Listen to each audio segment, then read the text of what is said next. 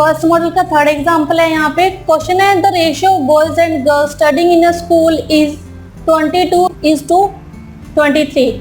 If the number of boys 200 less than the girls then what is the total number of girls. ठीक है, हमें एक school के boys and girl की ratio दी हुई है 22:23 और अगर जो बॉयज हैं वो 200 लेस हो गर्ल से, 200 कम हो संख्या में गर्ल से, तो हमें टोटल नंबर ऑफ गर्ल्स बतानी है कि कितनी है। तो हमें क्वेश्चन में बॉयज इज टू गर्ल्स दिया हुआ है, बॉयज का और गर्ल्स का रेशियो दिया हुआ है 22:23 और बोला जो नंबर ऑफ स्टूडेंट है वो नंबर ऑफ गर्ल्स से 200 कम है।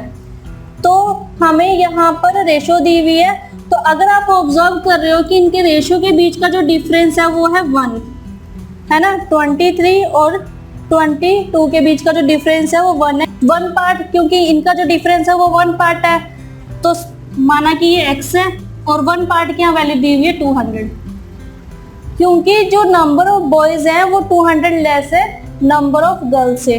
तो जो इनके बीच का डिफरेंस है यानी कि जो यहाँ पर लेस है वो है 1 पार्ट, तो 1 पार्ट 200 और हमें यहाँ पर number of girls find out करनी है। तो नंबर ऑफ गर्ल्स का जो पार्ट है वो है 23 पार्ट्स यानी कि 23x, क्योंकि हमने 1 पार्ट को x माना है तो 23 पार्ट्स यानी कि 23x, तो 23 into 200 is equal to 4600 girls.